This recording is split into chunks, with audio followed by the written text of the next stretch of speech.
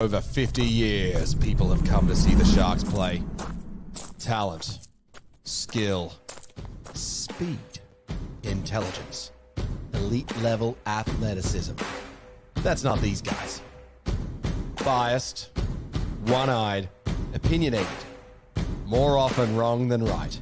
They make up for their complete lack of talent with pure dribble, gibberish, and enthusiasm. This is the E.T. Stand Podcast.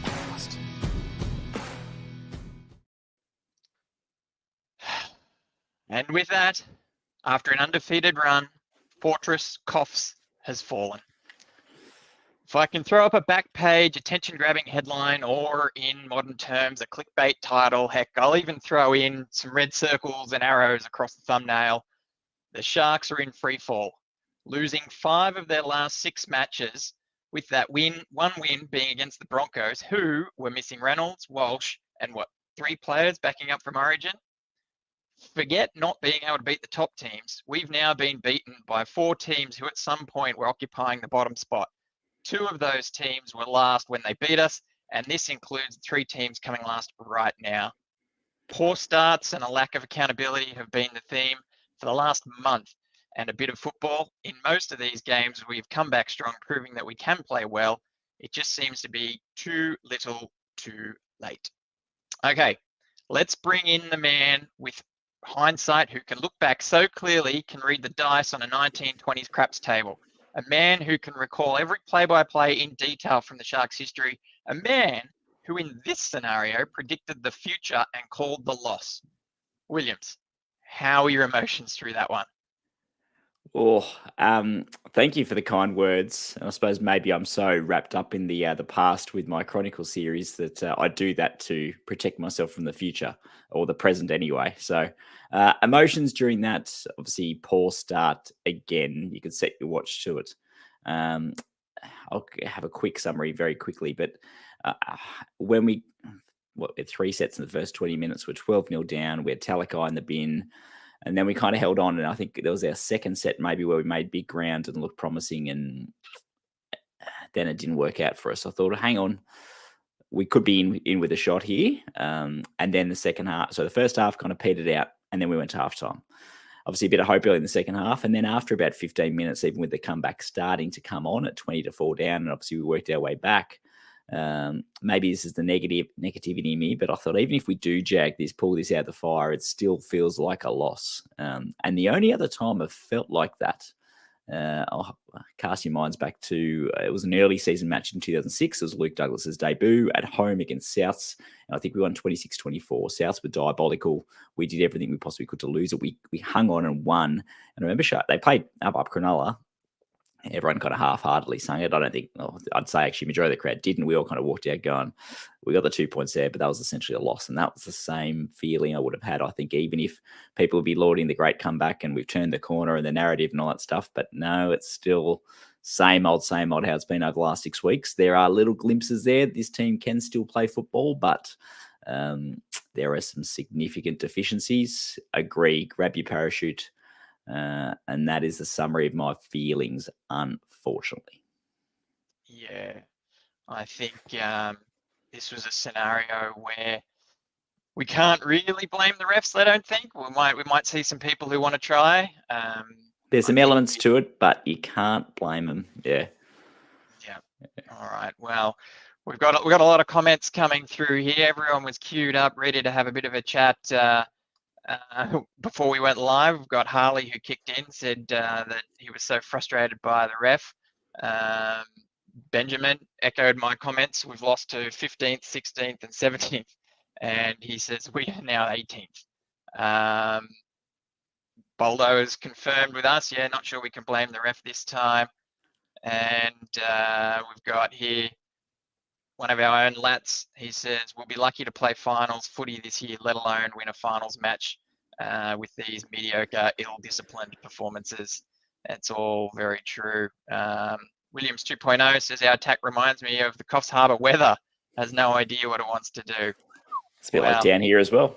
Yeah, I mean, I do feel sorry for the people that made the trek up there. I love, like I said, love Coffs Harbour. It's been a fortress for us, but to make that trek and witness that, that's not great.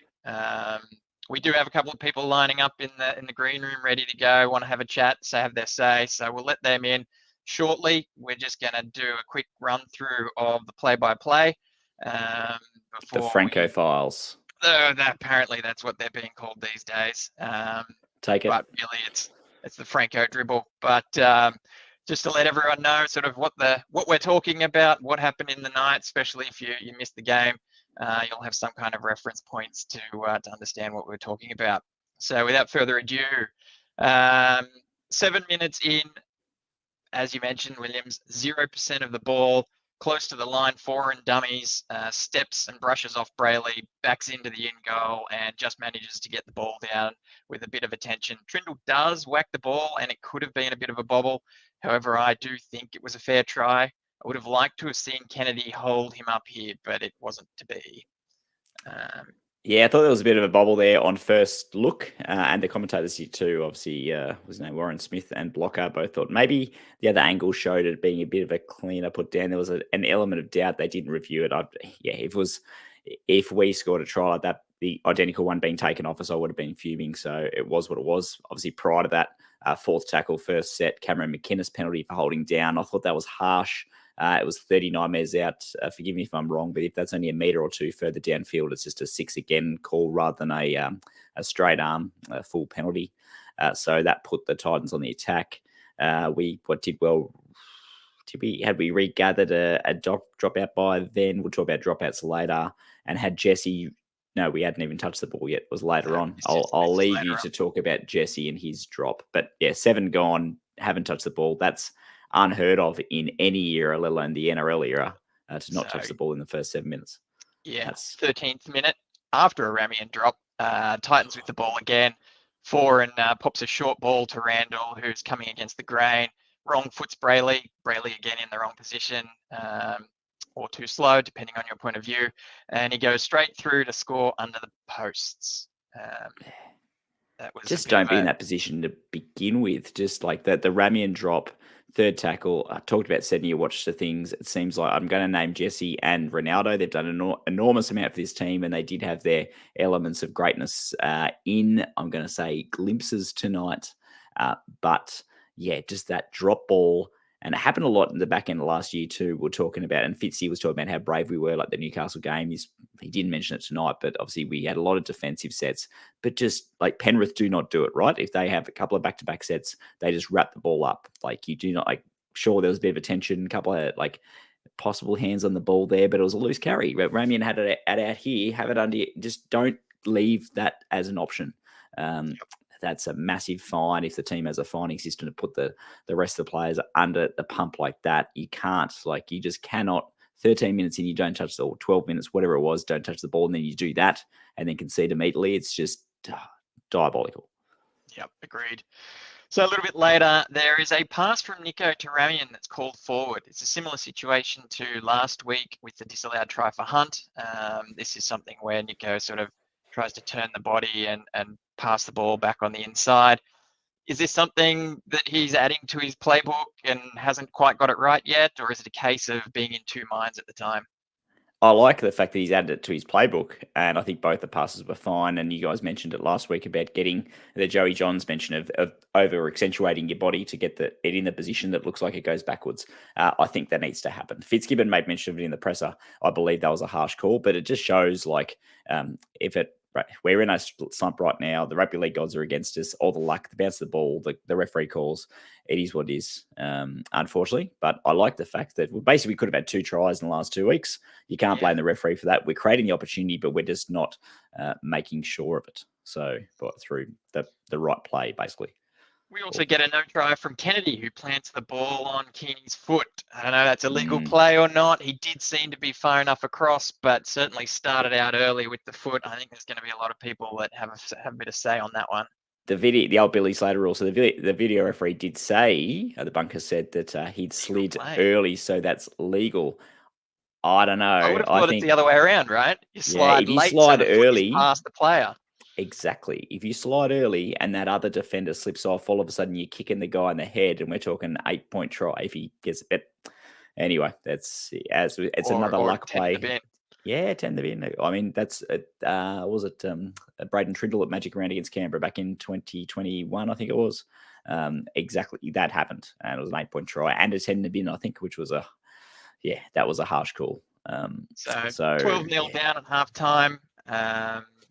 Based on the last couple of weeks, I think that's considered a fast start by us.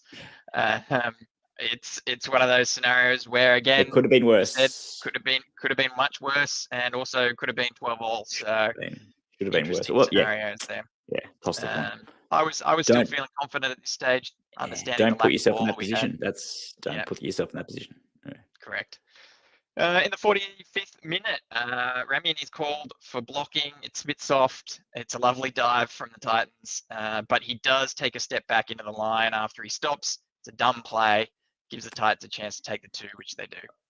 Ramian's got in his game a lot, and I know that a lot of it is to do with like those little inches, those little tiny 0.01% plays, like you see Melbourne, the Roosters, Panthers get away with, to kind of just give the whoever's taking the bomb that tiny advantage. But Ramian, his routine for it, the referees look out for it. I think he's got a little bit of the Andrew Fafita's or the Paul Gallons about him when he comes to being targeted by referees. I'd say that if it was, let's say, Stephen Crichton, for example, did the same thing, he would not be pinged for it. But Ramian needs to be smarter. He gives away at least 1 per week doing exactly that. I think he just needs to be stationary, unfortunately. Yeah. In the 47th minute, close to the line, we send it through the hands. It gets to Nicola, who's running a good line as always, but does get wrapped up by Boyd. He is able to stay standing, sort of pushes Boyd down and gets the offload to Trindle, who scoots over near the corner. Just a stock standard through the hands barge. Pay attention. Yeah. Nothing special in this play, but gets us the points we need. Which could well have been try number 3 by that stage. I don't know, there's a lot of criticism on our attack. I think we still can score, but it was wet conditions up there tonight. But yeah, it was what it was. In the 52nd minute, after another line dropout, play the ball from about 3 meters out. There's a face ball across a rushing Sharks defense that leaves Palacia open to catch and dive over the line. It was an interesting ball. It was head high, which sort of looked for all money like it was intended to go out the back. I think the thing here, though, which we will definitely touch on later, is the short dropout, especially after being under so much pressure. I don't know about that one. So, as I said, we'll get to that. But, face ball, rushing defense, they were basically on the player or past the player when he grabbed the ball. And then still almost got held up. I think Kennedy was on a much bigger player there. But yeah, I mean, the short dropouts I don't like. I don't mind them. We got a return rate of 2 from 6 tonight. But yeah, see if I can change your mind. We'll talk about that. Okay, sounds good. Okay. So then 62nd minutes in, after a fortuitous penalty going our way, that was someone pushing Nico in the face. Without the ball, we get it back. We play the ball on the line where Nico gets the ball out to Trindle, who pump fakes and then throws a nice rainbow ball out to Atkinson, who gets over the line. And more importantly, in this scenario, improves the position. So nice little try July celebration there from Atkinson as well. Just to hark back, so obviously Nico kicked that one. Thanks, Atkinson, for bringing it around. Nico's kicking style, and he's copying a lot lately. But I'm just going to quickly compare his kicking style and his stats in 2022. I don't have the stats in front of me, but he was getting lambasted by all angles, saying he's not a kicker, he's not reliable, all that stuff back in 22. Come along to this year, he was kicking at 90+%, and then he missed obviously the one against the Dolphins after he kicked 3 from near the sideline in that match, and then he missed 2 last week. And then the start. This is what reminded me. So when Trindle scored that first try, Nico, who normally curls it a bit, he kicked it straight, and it looked good off the boot from the right touch line. Looked like it was going to curl back in and have a great shape, and it didn't. And that was similar to how he kicked in. Myself and my son and others were at the game against the Bulldogs last week in the warm-up. He kicked them from the left touch line, and the right touch line nailed them with a straight, not curling style. So I'm not sure. I know he does work with Darryl Halligan down at Shark Park. I'm not sure if it's an execution thing or what, but he struck that well, and it didn't come back. And then obviously later on, spoiler alert, he does kick it. So where the ones in the match against the Bulldogs, he curled. So I don't know. I think that the improvement he's shown, I don't want to be fluffy or anything. He's out of form and out of sorts in many ways, but I think goal kicking will improve, and eventually the narrative will go where he'll kick one from the sideline, whether it's next year or the year after, when but it will happen. Yeah, I was certainly in the camp when he first joined us that I don't think he should have been the kicker, but he's converted me. I've certainly got no gripes against him. 90% kicker this season, doing great. If that happens to miss a couple of key goals, well, that's going to happen. It happens. Yep. 75th minute, catching the deep kick on our own 20. Ronaldo breaks the line, finds Kennedy, who darts 20 metres before getting it to Ramian, who travels another 20. Maybe he could have given it to the quicker Atkinson earlier, but in the end gets brought down along with all the other support players. Off the play of the ball, Trindle gets it off to Talakai, who finds Hines unmarked and just drops over the line to score. Doesn't improve his own position, but kicks it anyway. Was he in a position to? I know there was a Titans player right there. I don't think... I reckon he could have tried. Yeah. I think we were talking about whether or not the clock should have stopped there. It didn't stop. Time kept ticking. Yeah. If he'd have made it any closer, maybe he could have taken a quick kick instead of I'd have to check the lining rules it up because I know making sure that he hits it. They definitely had the clock stopping last year in the last 5 minutes. I know, was it the Rabbitohs? I think ran in 4 tries late against the Dragons and almost snatched it from being like 28 points down or something. And I think they maybe made an adjustment there, going, well, hang on a sec, if we've got the clock stopping and it's taking NFL style like 5 minutes to play a minute of football when multiple tries are being scored, maybe we should let it run. I think there might be a rule now where it runs for 30 or 60 seconds for the kick and then stops. Well, anyway, same scenario, same as it ever was. The Sharks coming home strong, but in the end it wasn't enough. Full time, 16 points to 20 with Nico kicking 2 from 3. Possession wasn't great in the first half, 40 to 60. However, in the grand scheme of the NRL, it basically evened out in the second half. We just weren't able to capitalise, cruelled by plenty of errors and a rush of blood to the head, I think. Completion rate, I was actually surprised by the final stat on our set distance because it looked okay in time at times, and other times it was diabolical. I think that's obviously associated with the forward rotation. We'll chat about that in a sec. But yeah, just unforced errors. You can't give up that much possession and field position. Fitzy said the exact thing in the press conference, that you can't do that at all, ever. And then we're just starting from behind after 20, 30 minutes. Royce moved into the front row, a late-ish change, replacing Hazelton. I'd picked it, I think, when asked last week who the starting prop should be, Oregon and Royce, get that impact. Royce didn't touch the ball. He touched the ball once, and he almost got a try, and he unfortunately put it down just short and dropped it. But that was like the only time he touched the ball in the first 20 minutes. Then he had to come off for his spell. So it just ruined any potential for him to help address that. So I don't know. I hope they try that again, and hopefully we get more than 2 sets or 3 sets in the first 20 minutes against the Tigers next week, because if we don't, gosh. All right. So I was just about to bring in Williams 2.0, regular caller. I believe he travelled, made the trip up there. We've got Scooter 69 who says a long way to travel to watch that. What was I thinking? So maybe Williams 2.0 will say something similar. So let's bring him in and see what he has to say. Williams. Boys. Welcome, mate. Yeah. Thank you for patiently waiting in the green room.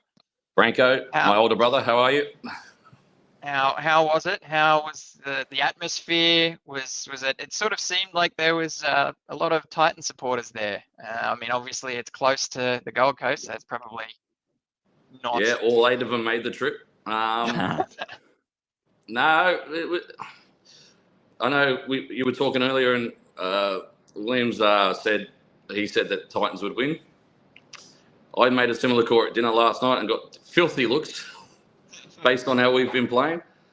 But I was at the captain's run yesterday, and something's not sitting right because Nico's not injured. He's moving freely. He was putting balls on a dime constantly. Yet we keep going to Trindle. Yeah. Why? And I'm going to put this out there. All I did tonight, or when we had the ball, was I was watching Nico the whole time. 4 or 5 times they went to Trindle, and Nico's who would you rather have the ball in their hands, Trindle or your $1 million Dally M Player of the Year? So they go to Trindle, it would break down. They come back to Nico. On the last play, he has to do something. Give it to him when he bloody wants it. Would Thurston get the ball? I'm not comparing him to the greats. Agreed, though. The Would status in the Thurston team. The status in the If it team. was he'd get Thurston the and ball. Morgan, if it was Thurston and Morgan, who gets the ball? Thurston. Yeah, Joey or Matty? Yeah, Joey, of course. Fittler or whoever the bloody halfback was. Yeah, exactly. You Fittler. give it to your boy that wants the ball. Lockyer or So Shane Nico Perry. is trying. Nico has the play set. He's going like this. Come on, let's go. They go to Trindle. So is that why? Is that Trindle's Brayley. fault or is that Brayley's fault? I said the same thing. I said I don't believe it's Trindle's fault. No. I think it's Brayley's fault. Maybe there's a call that obviously playing the game you always have. I said I've played fullback for. I played pretty much everywhere, but 2 or 3 games at hooker, and my coach always said, give it to the 7 whenever he wants it. He's your playmaker. He's your halfback. He's the organizer.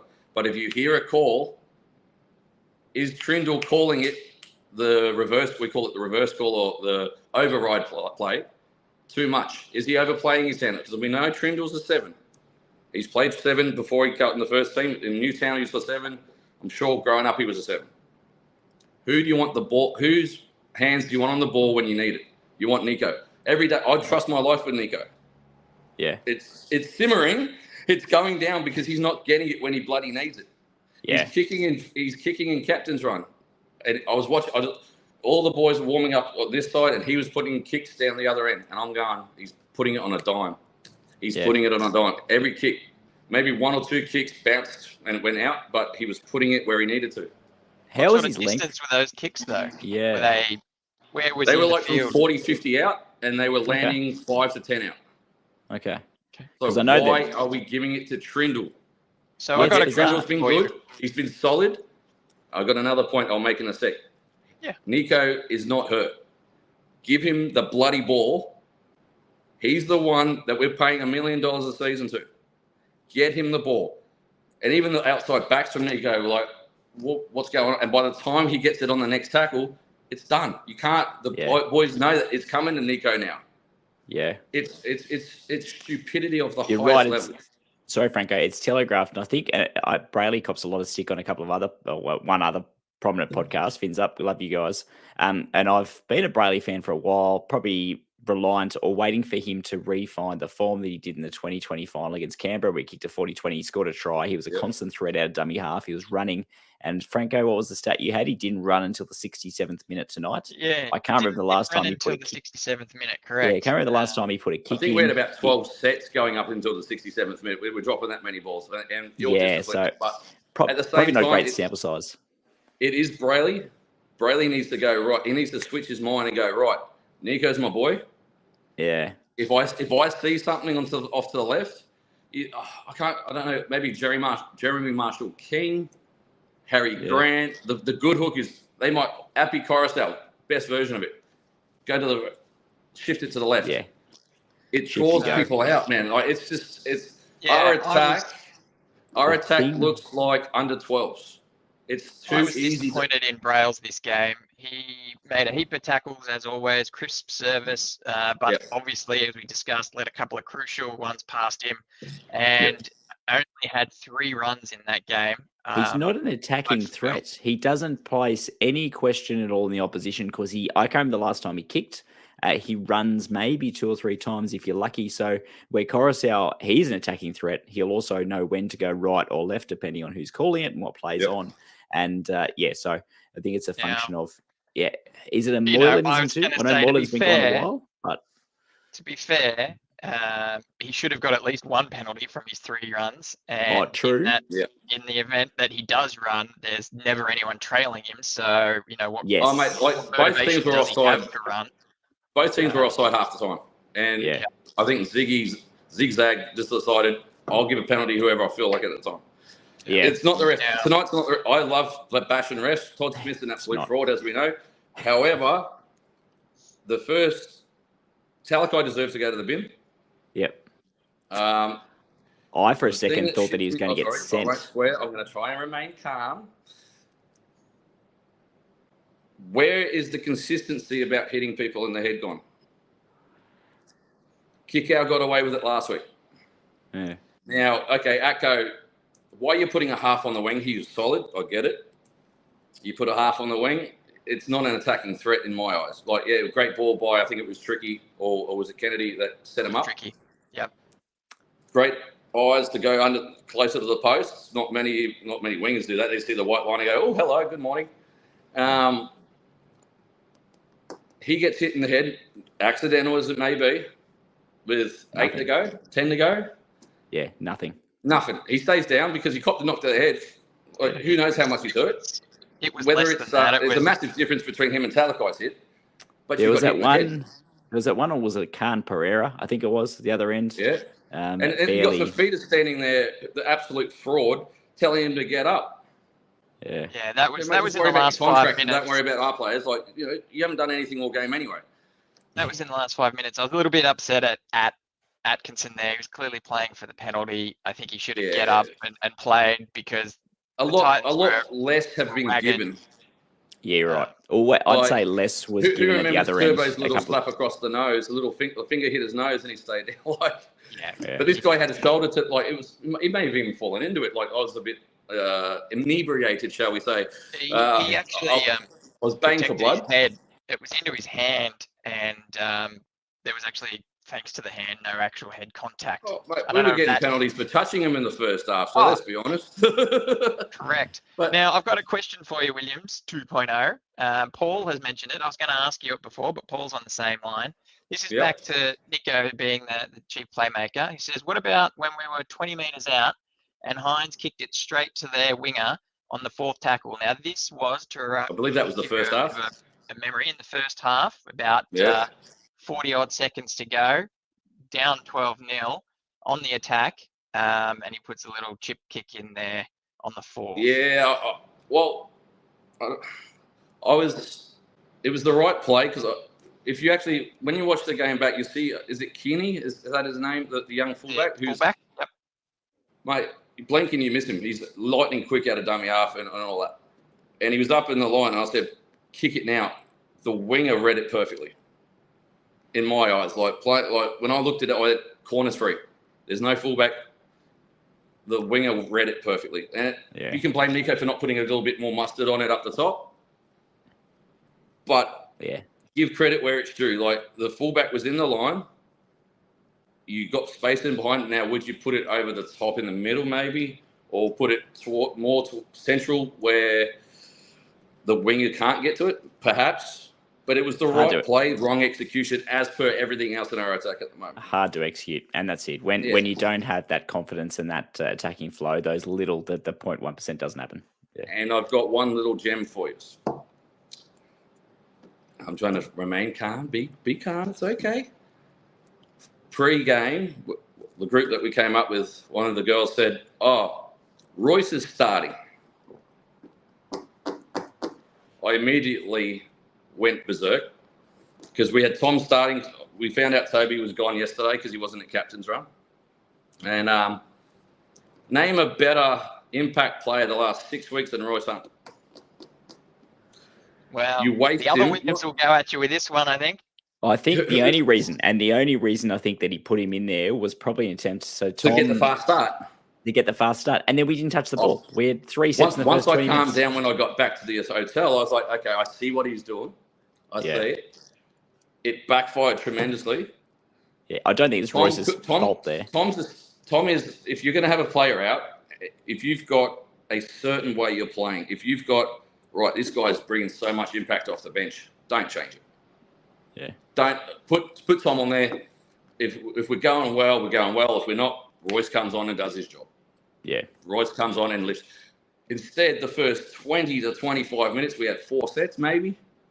I don't remember many more than that. No, at most 4. Ill discipline was terrible the first 15 minutes. Penalties, we didn't have, I think you guys said Royce had 1 hit up. Yeah. Backfired. Leave Royce where Royce can destroy teams. He's good for 20 to 25 minutes a game. 10 minutes before the break, 15 after the game, after halftime. Leave it. Yeah, I'm just wondering because I don't know, Tommy. I actually don't know if Tommy would be in the 17. We're without Hamlin, Willie, and Rudolph at the moment, and who knows for how long for. But I think Tommy's fallen away a long way, and even tonight was still a tiny bit better, but still probably not the standard required. Tapua only has about 10 minutes in him. He was looking good, but you can't really start with him. Tuku, I don't know where. Bloody hell! Have you guys met Tuku? No. Yeah. Well, I had a I've seen him photo on with the him field in yesterday. front of me. I had a photo with him yesterday. He put his arm around me, and I shortened by about 1.5 feet. It's like his arm is the size of my hamstring. It's incredible. They need to get him fit because when he came on, Jesus Christ, they were struggling. He was palming people. He was offload. He was doing everything that Royce was doing the last few weeks. Not to that extent, but he had that little bump off, and he flattened something. Don't know who it was, but he got flattened. But they play the same role. I'd be interested to see, and because we didn't get a proper, I suppose, view of what it actually looks like and how the team responds. But if we try Royce starting next week against the Tigers, hopefully, ideally, we get more than 2 sets in the first 20 and we get 50-50 ball. See what we do. You'd hope so. You'd hope so. I mean, and then have Tapua come on. That's it. Gosh, guys, score a first try for goodness sake. With going back to the time you said he's fallen off, he has fallen off, and he doesn't have that leg drive. He gets to the line and stops, and then if they hit him good enough, he'll just fall to the ground, which is fine sometimes. Quick, play the ball. Tom, he hasn't been getting it. Tom hasn't been getting. I think maybe teams have caught on to how to attack. He's a tall bugger, nicest bloke in the world. He literally lives in my building next to Shark Park. See him in the lift all the time. Nicest bloke in the world. He doesn't have the speed that we kind of need. He doesn't have that Royce Hunt speed. That even Toby. Okay, right. He didn't play well last week. Doesn't have the Toby speed. He doesn't have the Hamlin Ueli speed. He doesn't. But what he does have, he'll just go. He'll just do it. He doesn't care. But we need more out of you, mate. We need turn, offload, that kind of thing. Maybe you just stand in line and go, there you go, second phase play. It's different body shape, and he was achieving that, but he's not doing it now. And don't know why. I'll add this one thing. One last thing before we go to the 3, 2, 1 thing. Is it a coincidence? Atkinson, Hines, we're looking good. Atkinson, Trindle, we're looking good. Key denominator, Atkinson, because Atkinson knows his role. And if Trindle is taking players away from Nico, Trindle will be a perfect 14. However, you got to get your boy the ball. If we all want him to lead us to a premiership, for instance, give him the freaking ball. It's not hard. If I can see it, I played the game, but why can't the coaches see it? If you're going Put the down ball that in your line, boy's hand and freaking let him run. If you're going down that line, Atkinson, I'm McInnes calm. also well and beat the score. I'm calm. It's frustrating. Yeah, no. 600 Ks to watch that garbage. A quick one, William, since you're at the game. It looked as though at halftime, Trindle and Nico were having a bit of an argument there. Was that? Nico should have put one on his chin. That's leadership, isn't it? I don't know. Did that actually? I didn't see it. I stormed out for a drink. Yeah, it looked like before they cut away, they were having a bit of a heated discussion. Probably because Trindle's taking the ball off him when he needs the freaking ball. He's the one that's going to get it criticism. Trindle's not going to get criticism. Trindle's been out for a month. He let the team down. Nico was the one that was playing so well that he got picked for Origin 1. But okay, Moses and Cleary went there. He's still playing well enough to pick him. And now all of a sudden Trindle comes back in and it's like, once again, I don't believe it's Tricky's fault. Maybe the coaches need to have a word with Brails and Tricky and go, when Nico wants it, get in the bloody ball.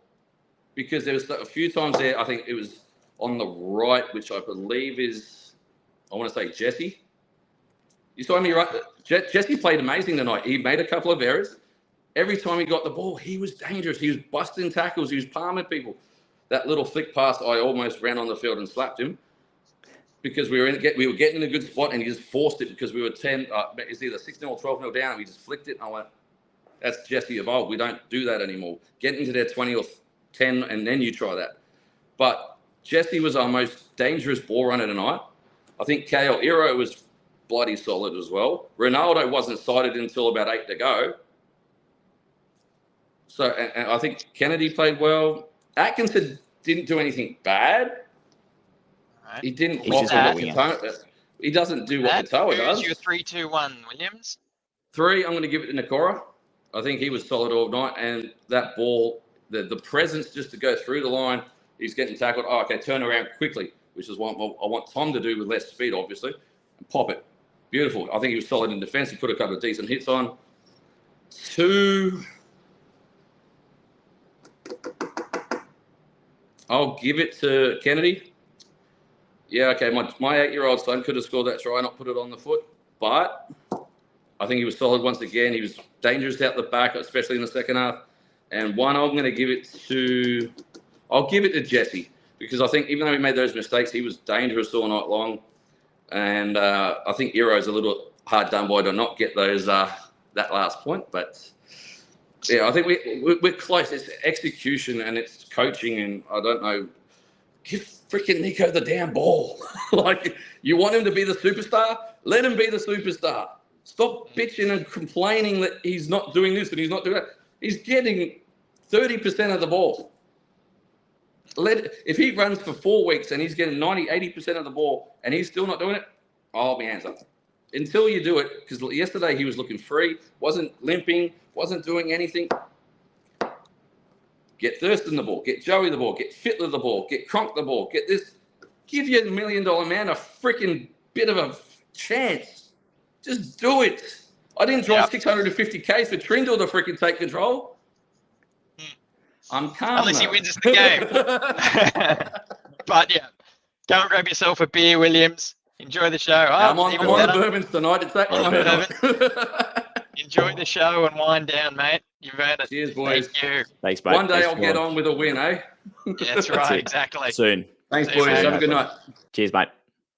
All right.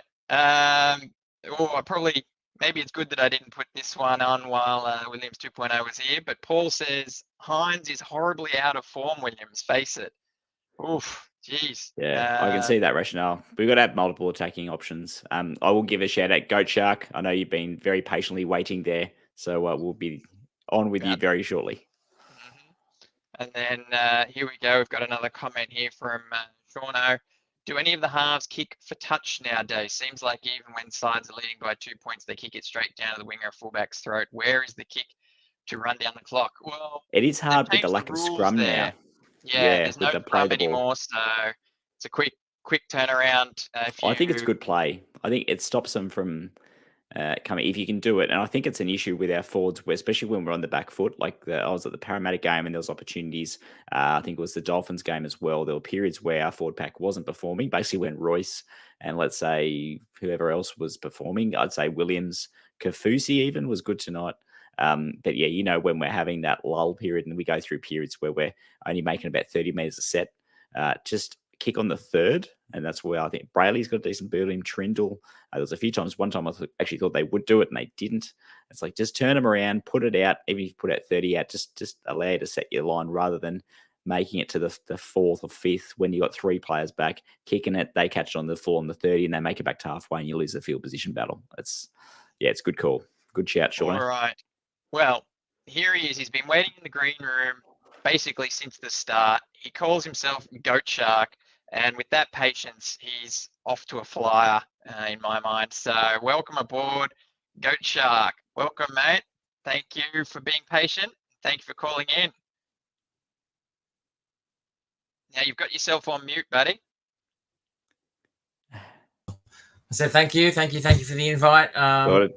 Thanks, mate. Yeah, I hope to get out some of my bile right now. Okay.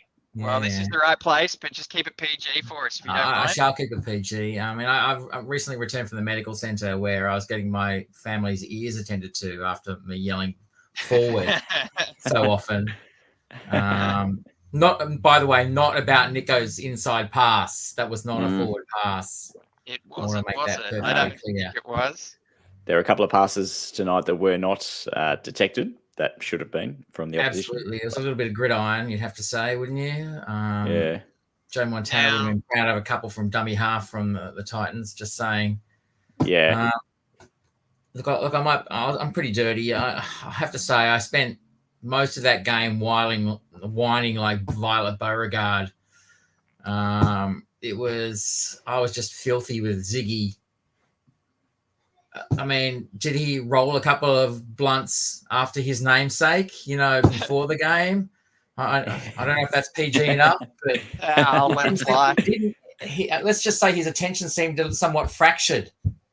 Yeah. Now, Thoughts?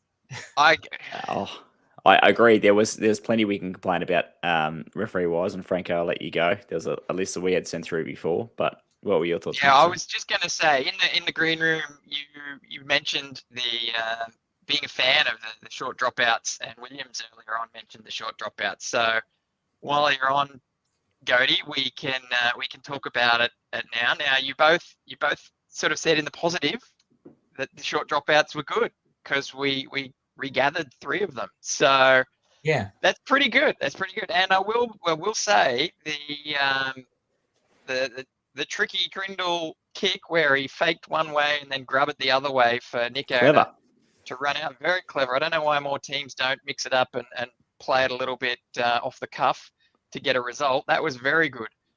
That said, there were 7 short dropouts. We regathered 3, so almost 50% there. That's pretty good. I can see why you guys would be in the affirmative. But we also let in 2 tries off the back of short kickoffs. A long off is 100% in the opposition's favour, right? They always get the ball.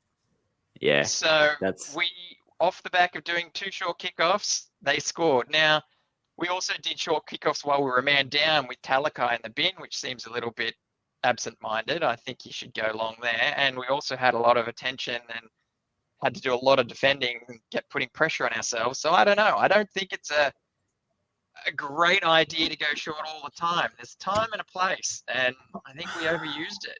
So I don't know. You could get long within 3 tackles. They're inside the 20, inside the 10 anyway. So yeah.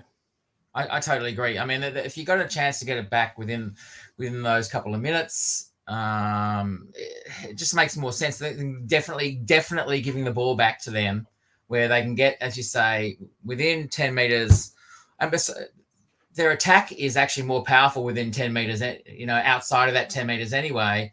You're right. When we do that short kickoff, we've got our line set. Now, sure, tonight, yes, they scored off a couple of our short kickoffs, but I don't necessarily think that's what would always happen. And wasn't one of those when we were man down as well? There were 2 while we were man down, yeah. But had we caught that ball when we're a man down, then we have the ball in our hand and we can take time out of that 10 minutes. So I don't think the tactic is flawed. I think the execution may have been flawed.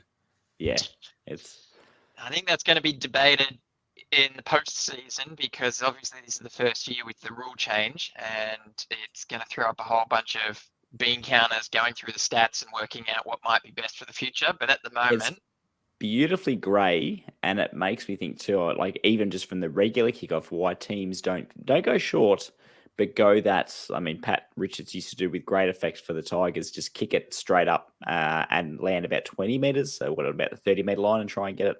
I know a few times in 2022 we did it with, I can't remember who was kicking off for us, but we regathered from I think against the Tigers and the Knights. So not great teams, but kick it about 20. You just put it straight up. You either get Ronaldo run through and tap it back, and if we hand it over, you hand it over. You're still not handing it over in a bad part of the field, and if you get it, you're on the attack. So yeah, I think the danger is in that first tackle. Yeah, in that first tackle. If it's mishandled and they score from it, and you can scramble in that first tackle, you're right. Thereafter, you should be able to have that time to set your line. And I think that's the value to it. Pre-Panthers game, I would have backed our defence despite conceding 30 to the Roosters. We were pretty good at holding our line there, especially inside 10. You're right. Once you've got a less than 10 metres because they're inside it, similar to the field goal play last week where we're playing the ball 4 metres out. The defensive line's there ready to get up in your face and stifle it, and that's exactly what the Titans did to us tonight. We were slow in attack, but the closer we got to the line, the less likely we looked like scoring. Look, the last few times that we've lost, I felt that the play the ball has been incredibly slow and slowed down really effectively by the opposition. That wasn't the case tonight.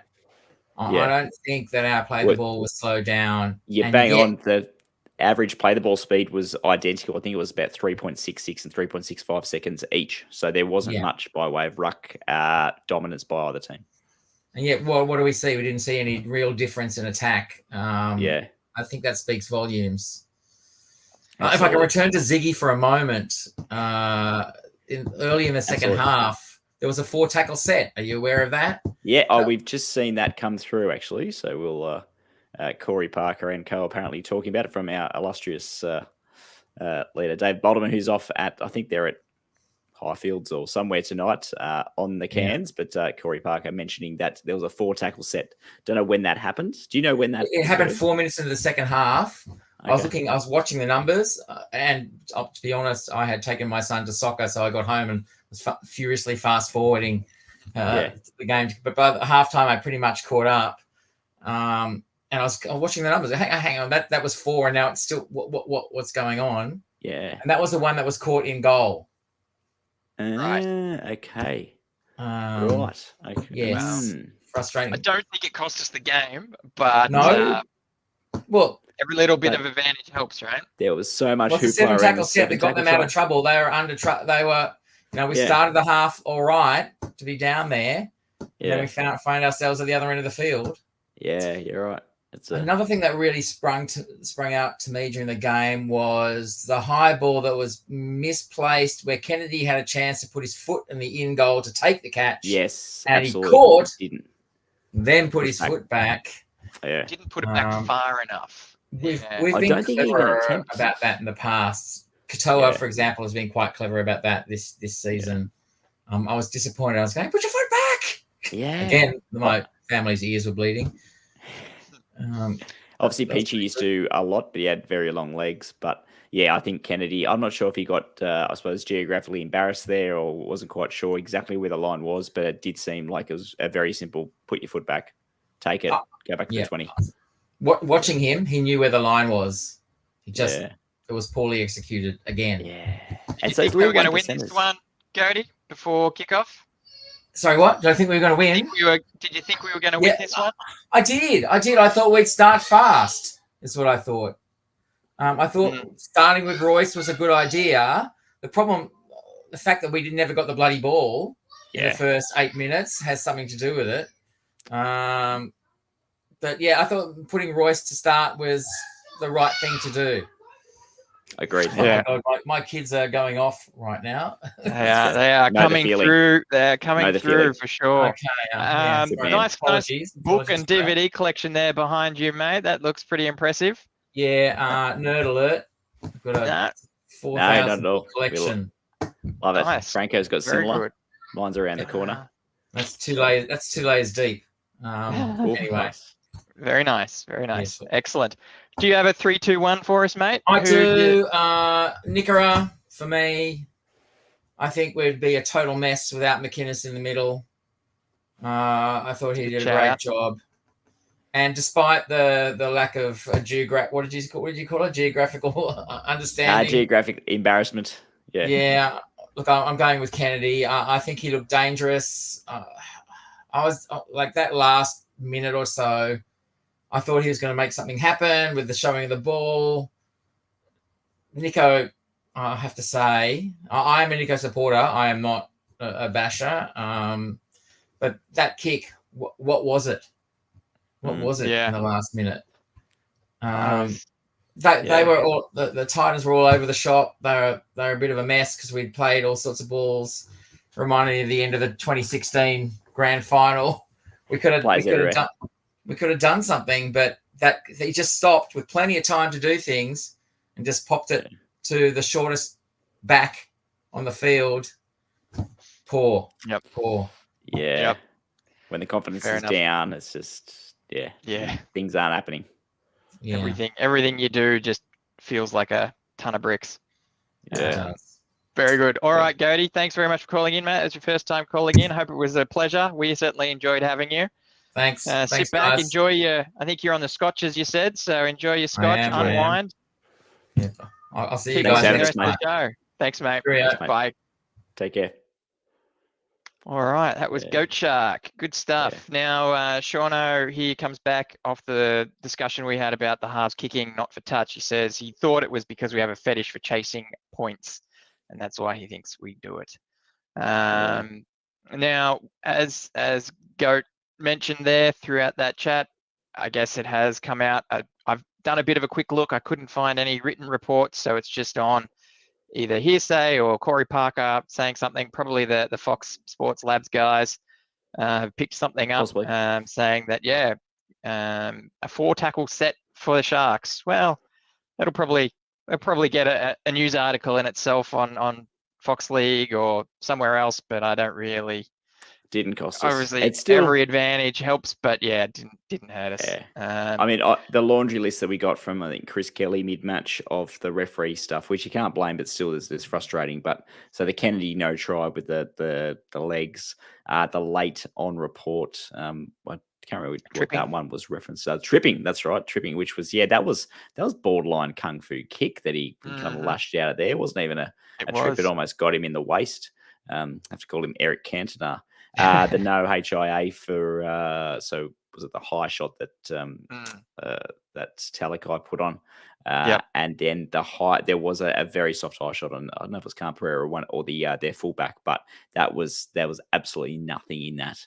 That was So I thought the HIA was still technically optional, and he didn't stay down to milk a penalty. The ref blew the whistle straight away. He's saying because it was heavy contact, but his head didn't jolt the ground, I suppose. Like there's So I don't know if that needed to be a HIA, but I could see why someone would be angry at that.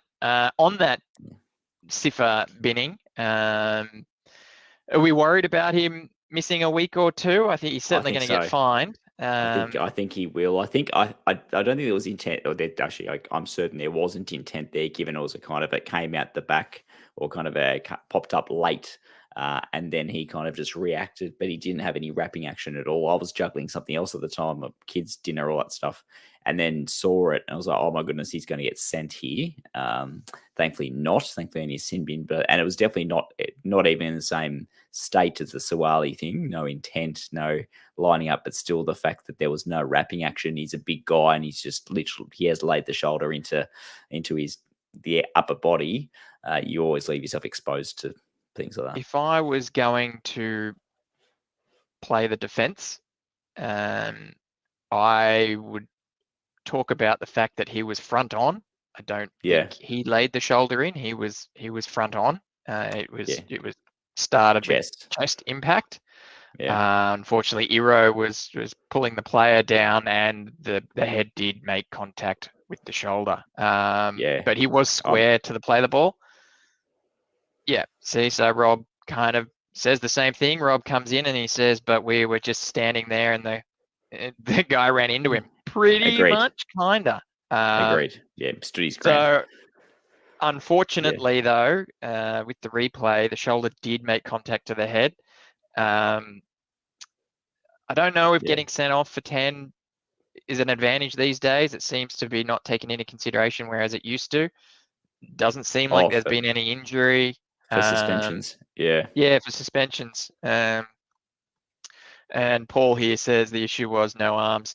I mean, that's sort of one of those things that in the eye of the beholder, I'm going to put my Sharkies glasses on and say, I think he did try to wrap the arms. He was just a bit slow, and it didn't look convincing. Well, if you're bracing yourself, I mean, he's a big guy. He doesn't need to brace himself against many things, but I suppose if you're bracing yourself, you're not exactly going to wrap the arms. Or if you wrap the arm, it could even look worse if he looks like he's doing the old Hopper on Keith Galloway thing of just flying in. Not that he's doing that either, but it could accentuate it further. It all depends on who the defender is, right? We're not calling Kieran Foran for his shoulder charge on Talakai when he got bumped off to the ground. So exactly, unfortunately, that's the thing that the stronger guys have to deal with. I think the overarching thing is, Rob says that there were arms he didn't look to cuddle though. So agreed. There was no hugging in that action, but We'll call that the Uh, McInnes rule, right? They don't need to Yeah. cuddle anymore.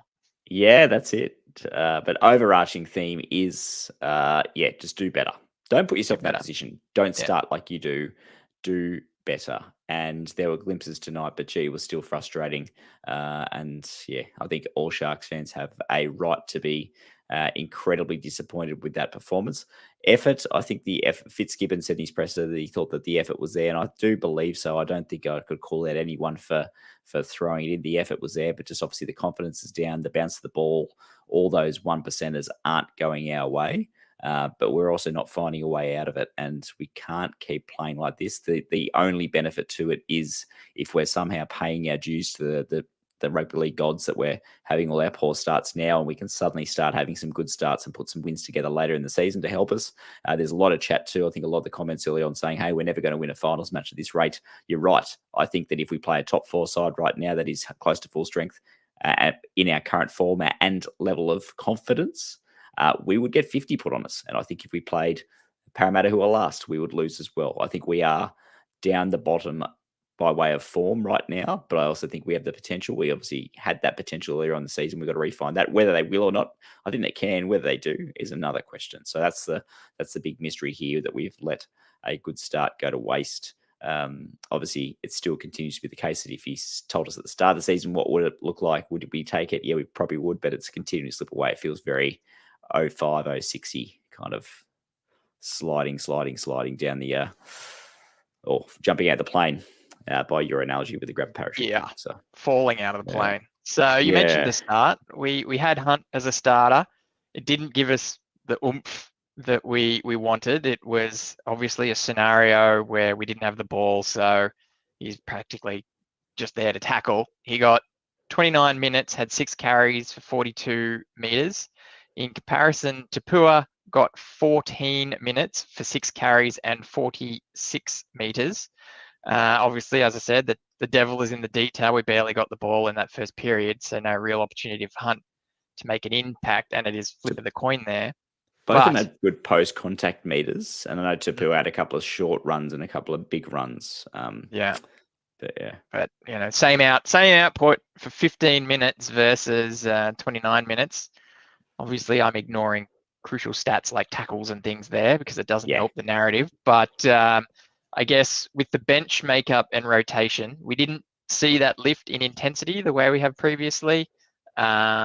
Wilton isn't an impact player. We've discussed how Hazelton isn't punching hard at the line as he used to. Williams is in a bit of a slump, and as mentioned, Tapua only gets 14 minutes. So is this a mentality thing? Like half of these guys were in the bunch on the bench that we were praising 6 weeks ago, or do we need to mix up the bench or the bench rotation? Teague off the bench puzzles me. Is it, I don't know, has he lost some cardio fitness with his shoulder? Like Teague is he's a second row that will give you 80 minutes, and then you use Talakai's impact. You can start with Royce. You can use Talakai to come on in the middle and provide that impact. And then you can also use, Royce starting. I thought Oregon was actually good tonight. He had some good carries, some good post-contact meters, no errors.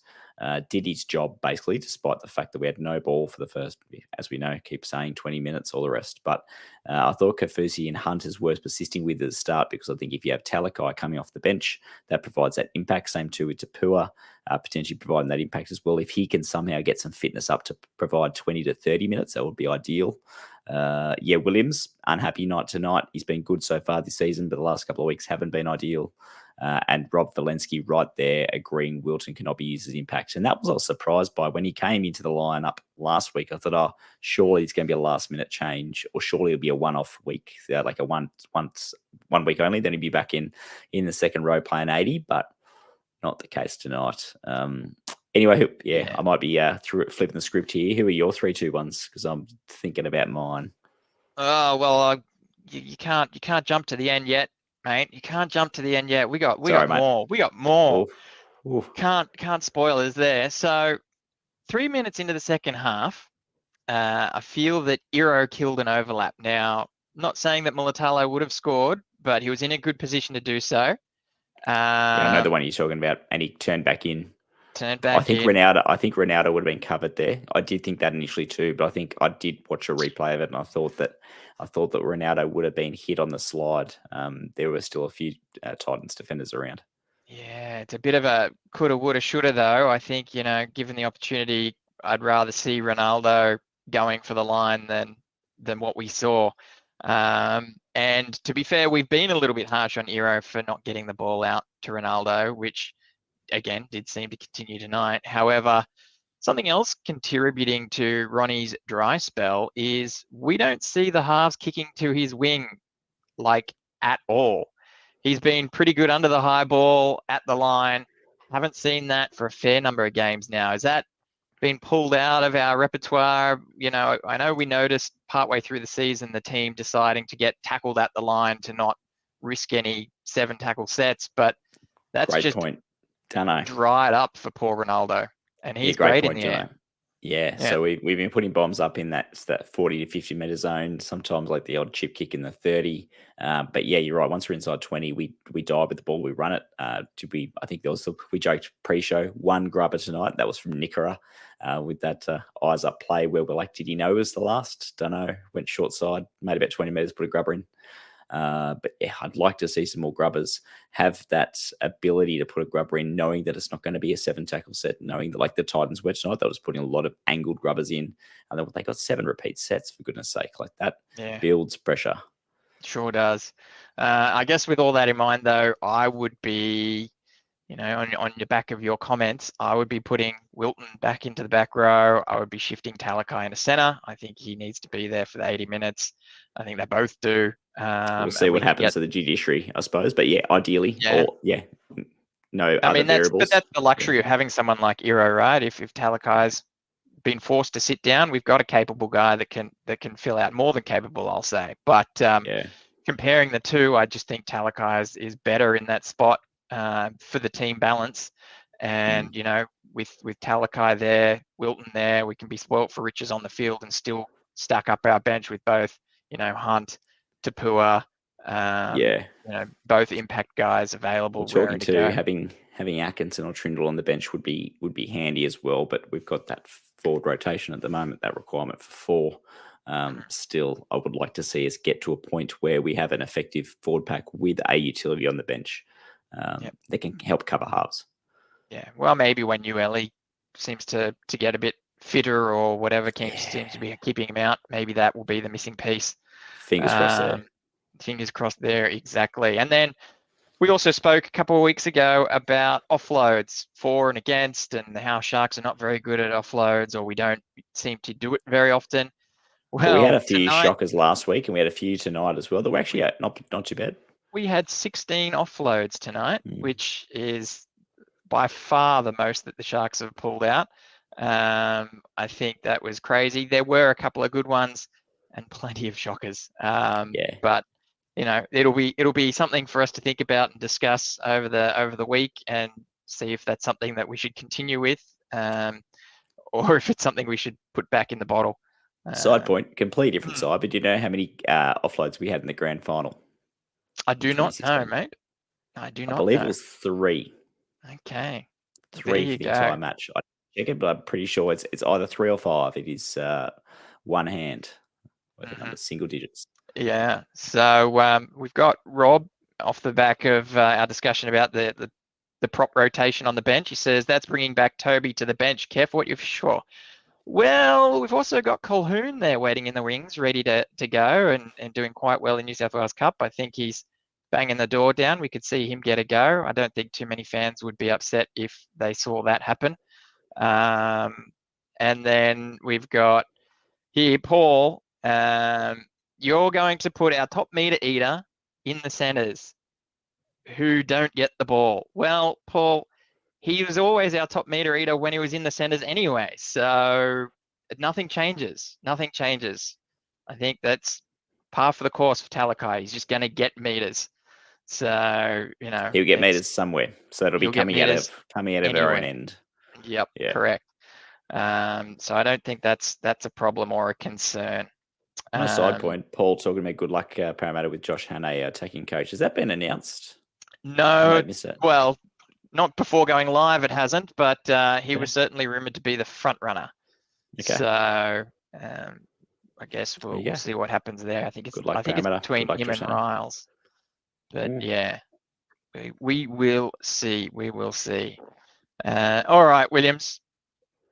Now we can do some 3-2-1s, buddy. We're Oh, fans out there. Pop in your 3-2-1s in the chat. Let us know what you think. I think it's always difficult in a game that's a loss. I think it's, people say it's difficult in a winning team because you want to give everyone 3 points, but in a loss, I think I'd rather try. You always try and be positive, but there was a lot of people that sort of went MIA tonight, I feel, even though we did well towards the end. I'm probably hesitant, but I do have a few people that I think stood out. I was pre-show, and I suppose some chats with obviously Williams and Goat Shark. Williams 2.0 almost changed my mind, but it didn't. So the three, I agree. Britton Nikra, I believe what he provided tonight was first class. He's one of the best second rows in the game. So 3 was easy for him. 2, I'm actually going to go Trindle. He did impress me in some ways. Obviously, I wasn't there at the game to see how much he was overcalling Nico or the opportunities that were lost with Nico. But Trindle, I thought actually. He had 3 errors, but I thought he was better than last week. His application was better. He put a couple of torpedoes up too. I'd like to see more of that. And forced a couple of errors as well out of there. It was his kicks that forced those errors, so they were good. That neat pass to Atkinson was nice. And my 1, I was going to give to McInnes, but I'm actually going to flip McInnes. It's penalising him because he's always so good. But I'm going to give it to Oregon Kafusi because I thought he actually did a job, despite it wasn't his fault or the lack of ball in the first 20 minutes. And I thought he actually did well. I think he missed 1 tackle or 2 tackles, but his carries were still good. He did what a starting prop needs to do, and he was making up over 10 meters per carry, plenty of post-contact meters, a couple of offloads in there too, and just looking solid, just doing a job. Just basically the complete opposite of Toby last week, which is disappointing. I'm not ragging on Toby, but it was good to see some competence there from Oregon. Keep that up, please. I have got to agree that Kafusi had a really good game tonight. I hope it's not a case of bias after being convinced by Kelly that he's going to be great for us in the future, and me looking at him through a different lens. But he was really strong tonight. Did well, but he doesn't get any points from me. That's fine. I also thought Trindle was really good. I understand Williams 2.0. was not impressed and not happy with the makeup of the team or the structure of the team with him and Hines together. But I think that he did really well. I thought our attack seemed to just flow a little bit better with him as the link man when he was sort of close to the opposition line as opposed to Nico. Nico just sort of seemed to be in 2 minds a little bit, which comes with the pressure. It comes with, all the muck being slung around at the moment. So he's not acting on instincts right now, which is killing him. So he needs to find that mojo back. Yeah, agreed, exactly. But Trindle doesn't get my points either. I'd like to give Talakai points, as I always do, but I think he came back from his stint on the sideline with a bit of passion, but then, the coach benched him and probably could have brought him back a bit earlier towards the end of that game. So he doesn't get points either. My 3 go to, I think everyone's given it to him. It's Nikora. He was solid as always, but also trying to lift the team with bits of spark, whether it be setting up try assists or doing little blindside plays and chip kicking for himself, which was awesome to see. My number 2, I actually give it to Kennedy. I thought it was a shame that he wasn't able to hold up the defense over the line there on a couple of occasions. But that said, he was by far the worst defender in that scenario. I thought he did really well. He thought he really seemed to try and pop up in more places than he normally does in the past. So I think he was energetic. He was very energetic, normally out the side, normally on the sweep plays. But tonight I thought he was trying something new, trying to be a little bit more than that person. And in some scenarios, it certainly got us some extra meters or puts some, question marks in the defense's mind. So that was pretty good. I was pretty happy with that. And then I think that my last slot of 1 point, I'm probably going to give it to McInnes. He bled for the Sharks again. He in the first topped the minute. tackle count, in the first minute. I know he gave away that early penalty, which maybe set the tone for not having the ball for the first 9 minutes as well. So that was a bit of a misdemeanor. But I still think that yeah, penalty was a bit harsh, but it was definitely harsh. Yeah. Agreed. But yeah, and then we've got Rob, who comes in on the fullback scenario, and he says, even though I give him points, I thought he being Kennedy was outplayed by Keeney. Yeah, I don't know. It's one of those scenarios of, Kenny's played 15 games and it was rubbish. Look, I agree. It's frustrating.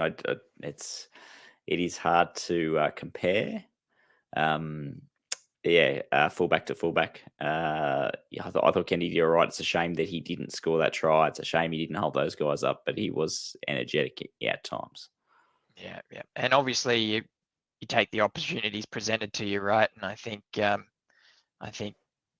way that the teams were structured and the possession and position on the field, Sini was just able to look better on the field, right? We've seen Kennedy get those 200 plus games and amount to no difference on the scoreboard. So it's not all about meters for a fullback. And I think he just sort of tried to do a bit of extra spark. Now, we do have a latecomer in the green room. We've got Lynn, who's come to join us. We'll welcome her in. Welcome, Lynn. How are you? Look, I mean, I'm not in Coffs Harbour. I'm just 20 minutes inland at the moment, but it's taken me the 2 hours since I got back here to calm down enough to talk to you. Right. So you were at the game tonight? I was. Made the drive? Good on you. Titans fans. So that was great fun. There were a number. I was in the stand, on the southern end of the stand, and everybody around me, bar a couple of people, were all Titans fans. So copped a bit of a hammering. But anyway. It certainly sounded that on the TV you could hear the Titans crowd. They had the chant going, the whole thing. So they actually out supported us tonight as well, which is a disappointment. But Wow. I've been listening to what everyone said. I have skimmed through a little bit of this because I got onto it a bit late. But the Nico and Trindle thing, I don't know. Is it a tug of war between them? Are they trying to outperform one another? Is there some kind of dick measuring contest going on there or something? But I was listening to what you were saying about the call. Is it the call to the hooker and whatnot? Probably. But I mean, is it because we've got two halfbacks that we have a problem? Possibly. Do we need a Or special should 5'8"? People point. talk about the number doesn't mean anything, but symbolically, should Trindle be wearing the 7 and Nico the 6? It doesn't. I don't know if that'll fix it, because I think there's a couple of big egos going on there too. But that's a good thing. You want your halfback to have a big ego, but we want them batting for the same team, don't we? We want them to be competing together, not against one another. So when I was watching tonight, I was a bit, are they having a little bit of a one-on-one contest between themselves, which is not going to help any of us. Yeah, there's your halftime chat, Franco, when it looks like they were just after Nico spoke to the referee. It was showing the coverage that Nico and Trindle were having a full and frank conversation. I was right. I saw that you were correctly. correct, yeah. So, okay, yeah. Yeah. That's a dynamic. And I can't get the whole, why do we know that we've done all our great work in the last year or two going wide, and all of a sudden we're just going one pass and crashing over. If it doesn't work, give up. Let's try something new, shall we? Yeah. They went out wide, and then guess what? Got one to try. set where we had 4 crash plays, and admittedly 2 of them looked like we almost scored, but the other 2, it's like, all the defenders are right there ready to go again. Swing it. Yeah. I think it was like Royce, then Tom, then was it Jack next? But I thought, Tom's done a few crash over tries this year, so has Royce, but doesn't mean it's going to work every time. Don't just keep doing the same thing and expecting it to work every time. Yeah. Rob here says that crash play set was killing me. It killed me too. I thought that was nasty to watch.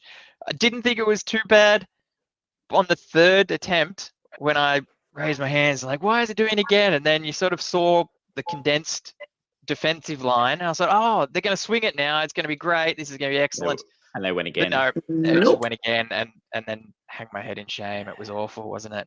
So, yeah, so there's yeah, not right. I think they're watching. Well, I think when the other teams are doing video work on us, they've just got us all pegged before we come out. We're just doing the same thing over and over again. We are too predictable right now. You're Yeah. bang on.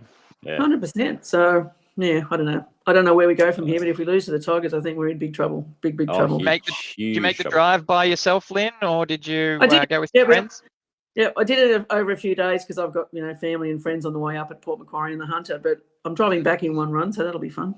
Okay, good luck. well, Drive safe. good luck. Exactly. Yeah. Thanks. It's a shame we didn't get the win for you with that trip. So Yeah, had a nice holiday anyway. But look, a shame with it's the just- amount of fans too, because I know in 2021 and 2022 it was majority Sharks fans. There's a lot of Sharks fans that live up there, up around Coffs and the mid-north coast and the like, Port Macquarie Sharks as well. But yeah, that's disappointing to hear and see how many Titans fans were there. Plenty of Sharks fans, local and Yeah. I went to the captain's run. Williams was there yesterday, and it was a good turnout, 500 or 600 people at least, and a lot were nice. travellers.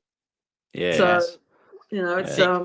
it's a shame. I think the lesson learnt from that is don't have the Coffs game against the Titans. No, because it's more local for them almost. It's only about 3 or Yeah. 4 hours down for them. It's about 7 or 8 for us. So I was worried last year when we had against Newcastle. I mean, we won that one, but yeah, have it against, I don't know, the Warriors or something. yeah, it's a good ground. It's first time I come, but it is a good ground, and it was really well. The grass was in immaculate condition. I was very impressed, but didn't get the 2 points. That's what I came up to put him a bag to take home. Yeah. Did you get any takeaways from the captain's run, Lynn? Was that a good experience going to see that and the players?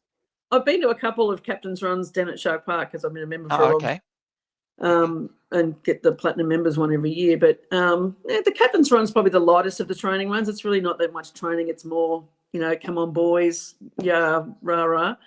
They do a bit of mucking around stuff, but it's interesting to watch. And then they spend some time with the fans, and that's good. We all appreciate the time that they give to the fans, but the fans would also appreciate them doing what they need to do. Look, I know they're all putting in. There's no doubt that everyone's putting in and they're playing for one another, but something's just not clicking the last little while. It was clear. I think I could see it in the coverage. It was clear in the press conference when Fitzgibbon and McInnes said afterwards that obviously they're focusing on it so much that they're going into the match tense. And that's no good because you then make errors and straight away you're on the back foot and it's all happening again. And it's just a cycle that keeps happening. But isn't it funny how they can do the flashy chuck it around and have a go plays in the last 3 minutes when it's desperate? Can we try that for the first 70 or something? That'd be great. Yeah, it's a real... I wish I had an answer, but it's getting to a very frustrating point because we had so much promise early and so much disappointment now. I almost wonder if it's a fitness thing where we're just fitter than the opposition, and as they start to tire, we get to lift a little bit, or if it's a case of behind on the scoreboard, so we start to throw it around a bit more. I know that last theory is Boldo's favourite.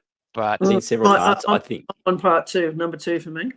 I think, so 2022, when we first had Fitzgibbon, we first had Nico, I mean, Matt Moylan was there too. We were throwing it around all the time and razzle-dazzle, but we're looking to score off every play. And everyone's like, hey, calm down, stop turning the ball over. Let's play some structured football and then do that when we need to. And we've gone too far the other way around. Now we're just structured. I'd love some stats or some minutes on how many times Ronaldo gets to touch the ball in a game. Yeah. Because I don't think it's getting to him anywhere near as much as it used to. It's down by a lot. I think we all remember that game Vossi called.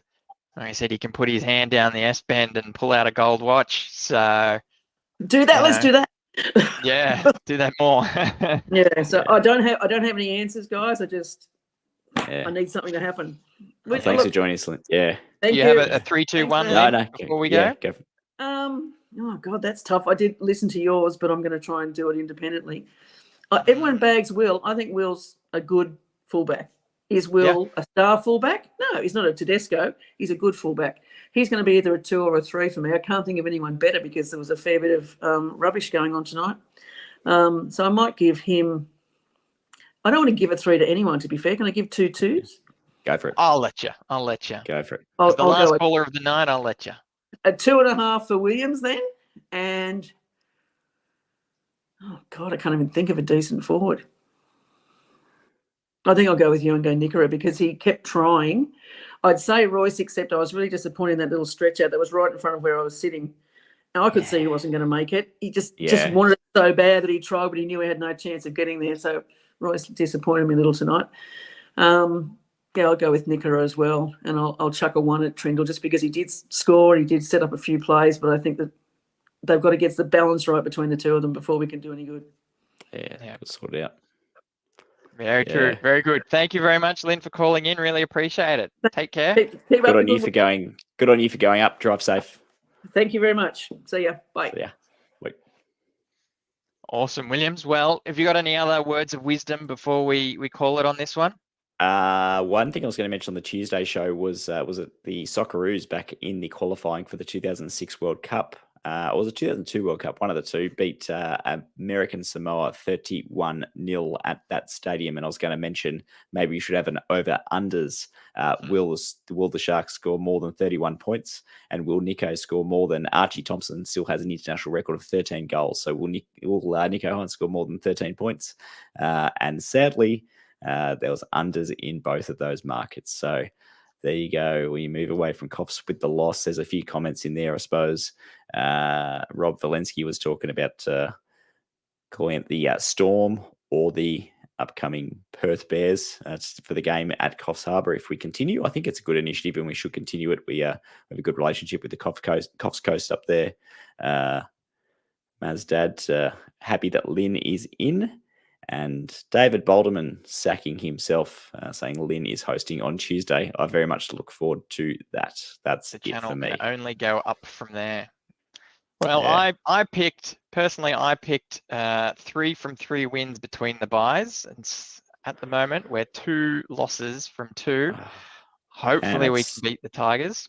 Not too much of a stretch of the imagination to go 0-3. So pull your not, socks is up, it? guys. Do better. This is Yeah. going to be a bumpy ride for the next couple of weeks, I think, especially with the bye. It's going to give time for the press to tell their stories and to get on our back and build that pressure before we come back from break. One final point. How bad is it? And it's continuing. We've got Thursday night, Friday night games. Winning on the Thursday or the Friday is the best for your weekend, and losing is just shocking. And in this slump, it is horrid. Gosh. Absolutely right. Spot I'm on. sure Ashley Klein was behind that draw. But anyway, that's another Very story. true. Well, thank you very much for hanging with us, guys. It's been a pleasure, even though we got the loss. If you want to like and subscribe, that would be great. Spotify listeners can give us a rating as well if you like. If you missed it live show, more than welcome to drop comments down below so that we can catch up with your views and opinions of the game. Oh, Rob Valensky says, this is the 5-game crash we had in 2016. He is an optimist now. So, I'm not on board yet with that. I'm sorry. I hope you're right, but we're a long way out from the finals. Yeah. If we somehow refine form and then lose it again, but just start winning. However that happens, just do better. Correct. Yeah, it was a bit of a shocker tonight, that was for sure. I think a lot of players need to look at themselves and man up next week. But unfortunately, because it's against the Tigers, they're on a bit of a hiding to nothing. Even if they do win, it might not change people's opinions. Well, leave some comments down below, guys. Take care. Hopefully you have a good weekend, everyone. And we will be back on Tuesday night with our regular show. And there's going to be a Chronicles match. Williams, do you know which match it's going to be? Do you want to give anyone a teaser? Yeah, it'll be the home match versus Tigers on a Friday night in 2013, where Stewie Mills was a late addition at fullback, and Andrew Fafita scored 2 tries against his former club, including the 60-metre break and the lawnmower celebration. So that'll be a fun one. Sounds great. And Looking forward yeah, to in the that. meantime, vent responsibly and down. Or was it up? Down. One of the two. But anyway. Thank you all. Take care. For over 50 years, people have come to see the Sharks play. Talent, skill, speed, intelligence, elite level athleticism. That's not these guys. Biased, one-eyed, opinionated, more often wrong than right. They make up for their complete lack of talent with pure dribble, gibberish, and enthusiasm. This is the ET Stand Podcast.